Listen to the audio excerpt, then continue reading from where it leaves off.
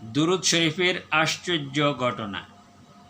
শেখ শিবলি রহমাতুল্লাহি আলাইহি এক যুবককে দেখতে পেলেন যে সে পবিত্র কাবা ঘর তাওয়াফ করছে, আর প্রত্যেক স্থানেই সে বিভিন্ন দোয়া পরিত্যাগ করে প্রত্যেক জায়গায়ই শুধু দুরূদ শরীফ পাঠ করছে।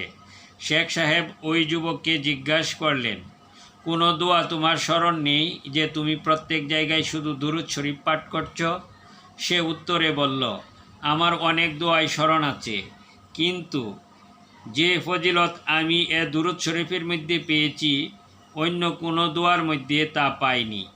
অতঃপর শেখ সাহেব অনুরোধ করলেন যে তোমার অভিজ্ঞতা লব্ধ সে সমস্ত ফজিলতের কথা আমার নিকট ব্যক্ত করো।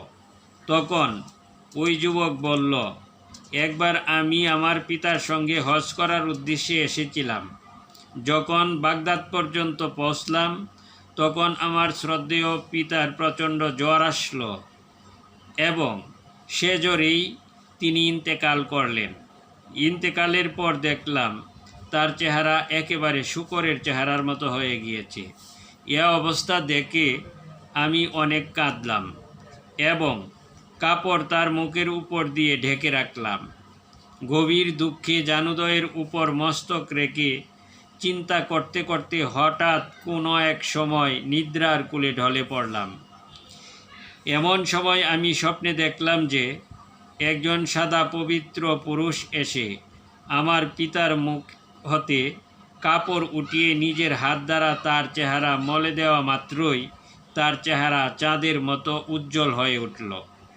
যখন ওই সুন্দর ব্যক্তি যেতে লাগলেন তখন আমি তার কাপড় ধরে আরজ করলাম, আপনি আমাকে শুধু এতটুকু বলে যান যে আপনি কে।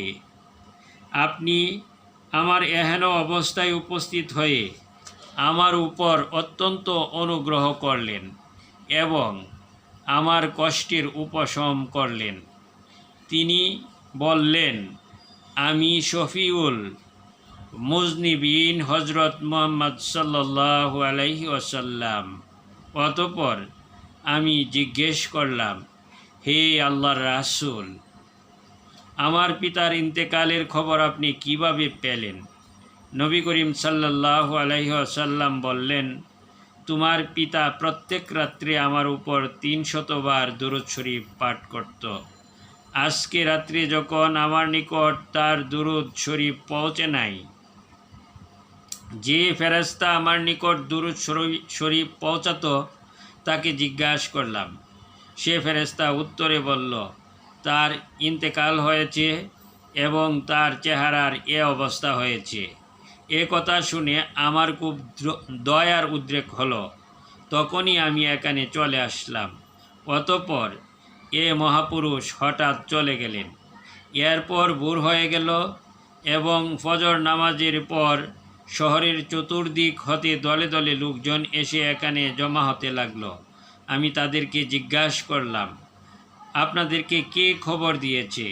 তারা সকলে উত্তর করলেন, আমরা ভোরে আসমানি আওয়াজ শুনতে পেলাম যে যে ব্যক্তি নিজ গুনাহ হতে মুক্ত হতে চায় সে যেন অমুক ব্যক্তির জানাজায় শরিক হয়। তারা অতি যত্নের সাথে তার জানাজা আদায় করে তাকে দাফন করে দিলেন। আমি যেহেতু দুরূদ শরীফের মধ্যে এমন ফজিলত পেয়েছি, অতএব সমস্ত দোয়া ছেড়ে আমি দুরূদ শরীফকেই প্রাধান্য দিয়েছি।